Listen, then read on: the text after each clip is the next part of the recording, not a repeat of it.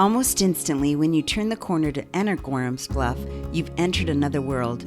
So I grabbed a few friends who willingly joined me for an easygoing, carefree weekend in this gorgeous, peaceful community that sits atop the Tennessee River as it cuts through the Appalachian Mountains. It was a time to disconnect to reconnect. So welcome to Gorham's Bluff. Thanks for joining me here today as I share our lovely weekend retreat, a beautiful waterfall hike, and introduce you to creator and visionary Don McGriff.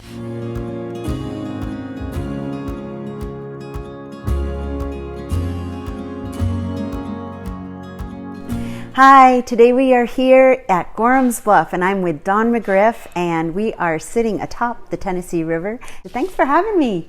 Thanks for being here. Yeah, I'm super psyched about being here. We had such a great weekend. Good. I'm glad to know that. Yeah. Tell me about the idea, and I know it's been a while now that you've been here. 25 years. It was 25. This lodge opened 25 years ago in July, so we're just a few months past. We should have had a birthday party already, but we have some shutters that need to be fixed, and I'm so proud that I refuse to celebrate our birthday till I can look prettier. But we are hoping to launch some events through the rest of the year and into next July. So we're going to say it's a year long, though we haven't really done anything. You can see signs of our work, like these wraps around the columns have not yet been painted, so you can tell that we're working, but it's not quite there yet. But 25 years. Yeah. So that was in 1995, and in 1992, I came to the Bluff to talk with my father about some career decisions that I was looking at. I was in a corporation, and I was very proud of what our corporation did, but I was not enjoying my role because typically, at least what happened in the 80s and the 90s, is that the farther up the ladder you went, the less you actually put your hands on anything, and you're just budgeting and directing people. And I just didn't like it very much. The creation part of it. Yeah, so I was trying to sort of make a decision about what next. And my father said, my parents lived in Albertville at the time. Sure. And my father said, let's just go up to the Bluff and talk. Okay. I mean, it's always been like a pilgrimage for our family, to come here when nothing was here at all. And it's been a part of your family, this area, for... My grandfather actually got to finally purchase this property in the early 50s. Okay. And he held it until the early 70s, and then he wanted it to stay in the family. And at the time, my dad, his son-in-law, was the person who said, okay, I'll do it. Yeah. So in the early 70s, we got it. Yeah. We stood out on the Bluff, and Dad said, I've had these lots surveyed, and I think we could make a little money. Okay. And I don't know if you know anything about my dad. He's a CPA. He has quite the reputation for helping people build businesses and plan estates. And what's his name? Bill McGriff. Bill W. McGriff. I learned to have conversations with my dad, and I've considered him one of my very favorite people, but I didn't say, no, that's dumb, ever. And I said, Dad, if you build lots, if you sell lots on the Bluff and people build, then we can't go there anymore. We'll be standing in somebody's backyard. And that seems like a horrible idea. Yeah. He was kind of taken aback, I think. He said, what are you thinking? And I said, well, I haven't been thinking about it at all. It's never occurred to me. Yeah. But I had the opportunity to go to Seaside. They were trying to build a corporate retreat business at Seaside. Okay. And that was in the 90s too, right? It was the early 90s. And a friend of mine who was trying to expand what her company offered, she had a transportation company. Okay. And she asked me to go pose as her corporate client. So I did. Hardship that it was. That's how I got to know Seaside. And she invited a couple of other people to go with us, one of whom was a good friend of mine. She said, you've got to come look at this. This is you. So I had said, once I do the obligatory tour, I want to just go read my book and not have to do anything. Right. We juggled a lot in those young companies. we were asked, a lot was asked of us, and we loved it, but it was like, whoa, I gotta put my head on a pillow. Yeah. So it was late afternoon, and she said, I know you want to rest. I know you didn't want to be bothered, but you got to come see this. You can't just sit in here while that's out there. Right. So right. I went, and I spent all of Sunday until they told me we had to leave in the sales office reading all of the PR articles. Okay. And I continued to collect them when I went back home. Coincidence, serendipity, you decide. Place at the right time. Yeah. So by this time, I've now had that trip to Seaside. I've read all those articles, and now I have still got a file of Seaside stuff in my filing cabinet at home. Okay.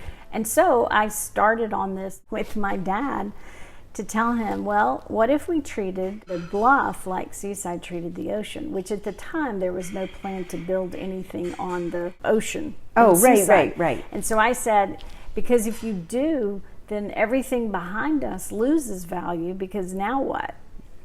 And so I told him about everything I'd read. Yeah.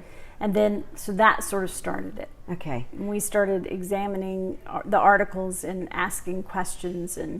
Well, and you're perfectly located. So you're like an hour from Chattanooga and 2.5 from Atlanta. 2.5 from Atlanta on a bad 15 on a good day. Yeah, and we made it in about an hour and 10 minutes from Huntsville. We stopped in Scottsboro for lunch. So it made for a really nice trip. 2:15 to Nashville, about the same as Atlanta. Oh, that's perfect. Yeah, so really we are perfectly located. Yeah. And almost like as soon as you get into Pisgah, you're like...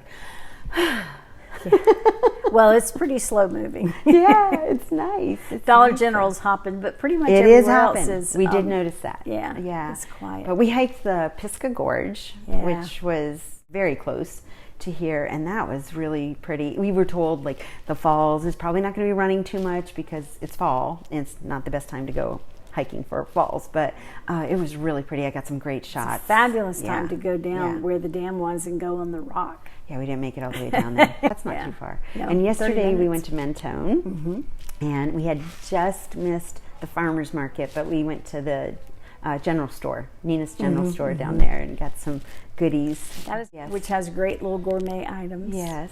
And I understand, though I haven't had a chance to eat there, that Elevation is an excellent new restaurant. I am so glad you mentioned it. And for those of you who know I went, I love Kevin. I'm looking forward to going back there to interview him too. Yeah. We had the local burger a couple weeks ago, and we went to Orbic's Hot Glass. Yes. And love Christy and Cal. I try to Cal. send everybody to Orbic's. Oh my gosh. Yeah. My favorite wedding gift is one of those beautiful, tall sort of pitchers that starts up and comes up with like the fat base. Yes. And I think that he is so talented. Yeah. So Mentone, it's 30 minutes to Mentone from here. Yep. So we love for our guests to have dinners here. Yes. But we also know that they've got other options, but that is apparently a really amazing option that we really have. Is. Yeah. And 85% of his menu is from Lookout Mountain. Yeah. And so you know that you're supporting a local farmer, a local grower, locally sourced. So one of the places that, shout out to Butter Snob, I love them, and they're funky macaroons, macaroons. I never say it the right way. The real French one. When I stopped to talk to him, he was making watermelon Jolly Rancher. Oh my gosh. Macarons. That used to be that was my Jolly Rancher of choice. Yeah, I'm going to hopefully stop after the ornament I class need to go exploring myself, because there's some things that we're not telling people about, and they're just popping up. Yeah. There's lots of things. I just think people get in a rut. And if you live here, they said, Wendy, you've only been home for a year. How did you find out about that place? Well, most of the time, I'm just talking to people on the hiking trail. Right. Where are you going to eat today, or what do you? So you guys went to Scottsboro as well? Yeah. Good. So you have 7 suites here. We have 6. 6. Okay. How far out do people have to book a stay?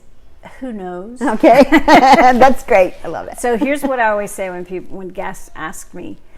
If you know when you want to be here, get it booked. Okay. Because, I don't know, there's some sort of Murphy's Law. But we can be sitting on Tuesday, and I can look at a weekend and go, ugh, that's not looking really great. And it will be full by the time. So people are, I think especially with COVID, People are very spontaneous. They're just like, okay, that place is isolated and I would feel comfortable going there. There's only 6 rooms. We don't share anything. Yeah, okay. And of course we, as you now know, wear masks at dinner. And try to keep the tables separated. And if a guest really wants to come and sit on a porch but doesn't want to have to be around any people, and we do have guests like that, I totally get it. You have the space to do that though, because it's beautiful. Well, we offer and are happy to deliver food to their rooms. Oh, okay, great. Yeah, so they can order from the dinner menu. They can have breakfast in bed, or breakfast in your room is hugely popular. And I made it up. People always laugh. I say there's no extra charge. I mean, you're not going to choose to have breakfast in bed and then have me charge. But I did it because, and my nieces and nephews make so much fun of me, but I love hotels. Yeah. And so when I am on a trip, especially on the morning that we're leaving, I want room service. Yeah. Because I just don't want to get dressed and go downstairs. I want to be able to eat my breakfast leisurely and then figure out the next step. Yeah. And I just feel like, because Gorham's Bluff is a place, more than anything else, yes, I'm looking out at it, it's absolutely gorgeous. And, many people could sit for a whole day on the bluff and just look at it. I think the most important thing that we can offer is just a place to disconnect. Yeah. We have one television. There are no televisions in the rooms because whether you need to connect to yourself or to the natural world or to your partner, whatever it is that you need, the minute that you turn into Gorham's Bluff, you're somewhere different. Absolutely. And that's why we just try to think of everything that we can do to let people do it just the way they want. Yeah. Well, we walked the trails around town last night, and it was beautiful. I love the trail that kind of is above the bluff here. Yeah. That was, I got some great sunset And it's so photos. Different how the trail goes, what the bluff view is if you go west than if you go east. Okay, we have to try that one. So my advice is, if you have a specific time that you want to be here, a celebration of a special day, make it as soon as you can, so that you have as much choice of rooms, etc. If you want to come on Friday night and it's Friday afternoon, call us anyway. Okay. Because there might be. And we will book you up until dinner time when we go work on dinner and don't really answer the phone very much. Okay. No, that's okay. I absolutely have loved the customer service here. Stephanie and Valerie have just been absolutely wonderful. And I don't know who you have in the kitchen, but they're totally talented. Dakota is Valerie's husband. Yes. Dakota really? And Valerie, yes. Okay. Well, he's super good. I'm so proud of him and just so amazingly grateful. Okay. My mom started out as one of our early awesome. chefs. She would say, I'm not a chef. And she wasn't trained, but when I describe my mom, I tell people that she is a very sweet, tiny Martha Stewart. Okay. She's 5'3". She may be 5'2" now. But in the early days of Gorham's Bluff, we had someone who cooked for like the first few months, maybe May to July, I can't remember.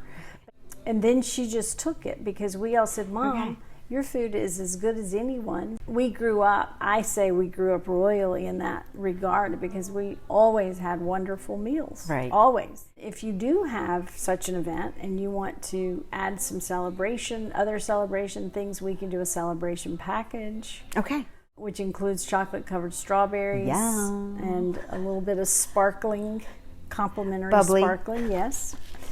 We can order flowers. We have an excellent relationship with the florist Vicky's Flowers in Rainsville. I'll give her a plug because she is unbelievable. Okay. So, we can just make a lot of things happen. There are so many talented people in our community. If you go a 30-minute radius, you can have anything. It's pretty incredible. I'm just amazed how much is close within 30 minutes. So even if people do say, okay, I want to go explore, there's plenty to see and explore too. Yeah. With DeSoto Falls being Little with River 13, Canyon. waterfalls right there. So you got DeSoto State Park, and you have Little River Canyon, which is actually a national park preserve. But it's just so amazing that right in our area, we have the kind of options, the facilities that being a part of the national park system provides. Yeah. So Dawn, tell me, what are some of the precautions you're taking with COVID and the regulations and the stipulations? So we've really heightened our level of cleaning. Okay. I feel like we were doing a really good job before, but just we've added a higher level of product for cleaning. And we're not, this sounds like a small thing, but once the housekeeper leaves, we're really depending on the housekeeper to get it all right, because we're trying not to allow anyone to go back in the room after the housekeeping is complete. And we don't check folks in anymore, because it used to be that when you came and walked in the front door, one of us, often me, would say, "Oh, we're so glad you're here," and sort of walk you around the downstairs and then take you up to your room and point out things you might need to know that might take you a minute if you to figure it out. Yeah. Right. But we don't do that anymore. I sort of show folks around the downstairs, and then I say, "I'm so sorry. I feel bad that I am not," but we just don't go into the room. Is it possible for people to rent a cabin? Do you have cottages available as well? We do. We currently have only 3. Okay. There has been a time in Gorham's Bluff when we had as many as 10. Okay. I love to end interviews or, Yes. when I'm talking to a group, talking about just a little about Uncle Billy Gorham. Okay. Who was not my uncle. But he was known as Civil War veteran. Okay. Fought in the Missouri Regiment. Yes. We have no idea what brought him here. So did he, I don't know, fight near Bridgeport and look across here in the Homestead Act? Did he just decide that he was coming to this area? Or the more fun story is that he rode with Jesse James. There you go. And Jesse James apparently came.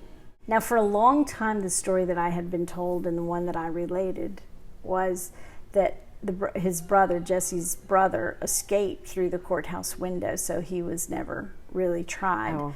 And a Huntsville attorney came up here and ruined my whole romantic Oh no! story. You're like, no, I like that story. And I can't, because I didn't like it, I can't remember exactly what he said the story is. I hope he sees this and then he can tell us again. But there was some sort of negotiation between the DA and the prosecutor. They let him go? Between the DA and the defense, and they let him go. Okay.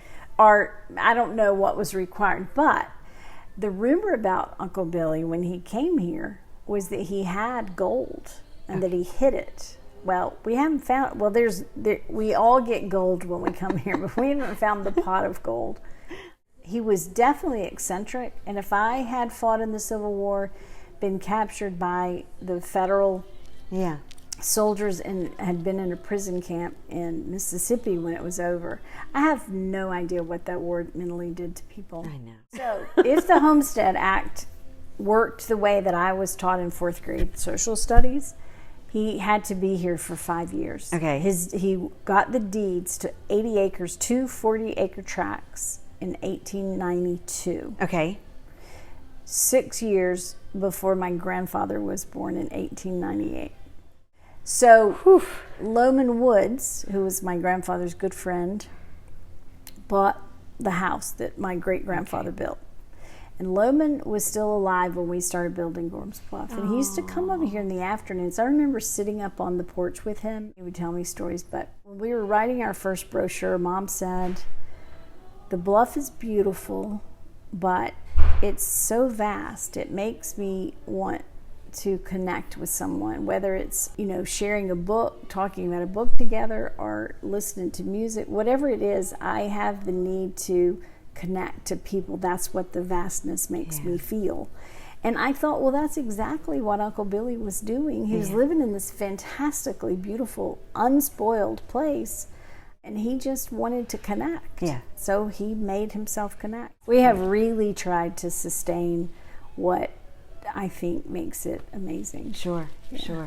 Well, it's a lovely community, and I can't wait to come back. Well, I'm so glad you We're came. going to bring the husbands next time. That's a good idea. There's a golf course not too far That's from right. here. It's a couple. And Yeah. so if you have golfers out there like I do and they do. You guys could just take Beautiful. the second floor. That's 4 right. rooms. There you are. There you in a go. row. 1, 2, 3, 4. Yeah. Yeah. And they all have porches. That was our congregating porch. Yeah. I thought it might be. Yeah. Good.